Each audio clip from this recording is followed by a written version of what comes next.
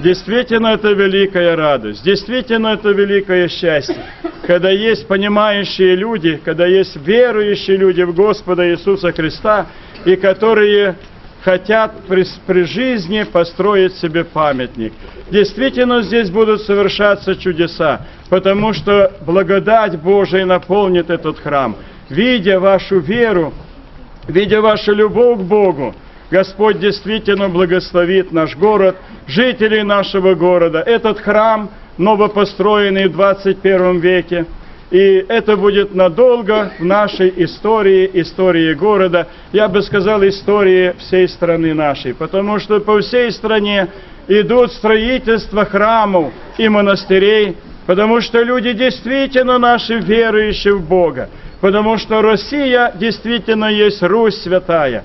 И мы сегодня не должны бояться. С нами Бог, и кто может быть против нас? Есть много врагов на Западе, в Америке, но они посрамятся, потому что с нами Бог. С нами Божья Матерь.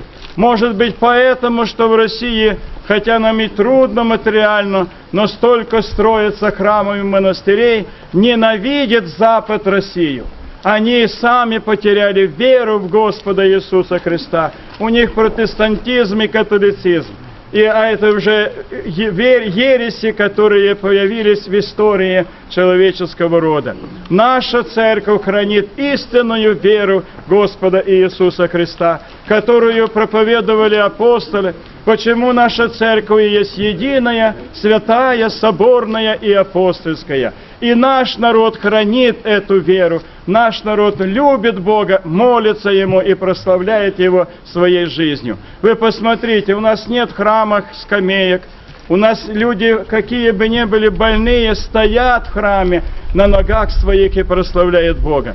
Я вот был там, на Западе, в какой-то стране, и хочу сказать вам, что это было воскресенье и праздник Покров Божией Матери.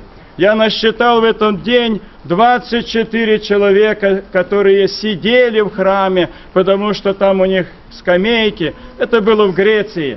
И я подумал себе, насколько наша, слава Богу, страна и наш народ величественный перед Богом. Вот почему я надеюсь, что всегда будет нашему народу, нашей стране помогать Бог, и Матерь Божия будет защищать нашу страну и наш народ. И мы должны надеяться на них и не бояться никаких врагов, земных, или видимых, или невидимых, которые ополчаются на нас. Там, где больше гонят нас, как православных, мы должны понимать, что именно в этой церкви есть спасение, в этой церкви есть благодать Духа Святого. Господь сам управляет нами. И я призываю всех вас, у нас есть с вами голос, у нас есть слух, мы имеем дар речи, это от Бога, и мы должны прославлять Бога и в телах наших, и в душах наших, как говорит апостол Павел. И мы должны прославлять Бога и устами, и петь Ему, и прославлять Его. Хватит прославлять Ленина и партию. Нужно прославлять Бога. Ему слава! Слава Отцу и Сыну и Святому Духу.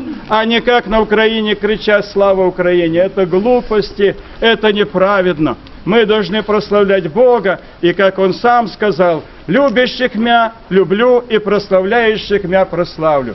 Если мы Его будем прославлять, то и Он нас прославит, как святых, которые Его прославляли и жизнью, и устами своими. Поэтому призываю всех, вот приводите сюда своих детей.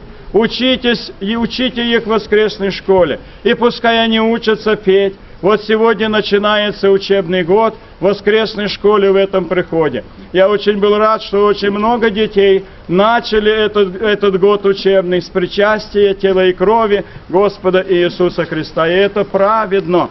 Когда они вырастут, они вспомнят, что вот они были причастниками, что они были учениками в воскресной школе, а может из них много будет священников, или может быть каких-то умных людей, ученых людей, которые будут все делать для того, чтобы защитить нашу Родину и нашу жизнь.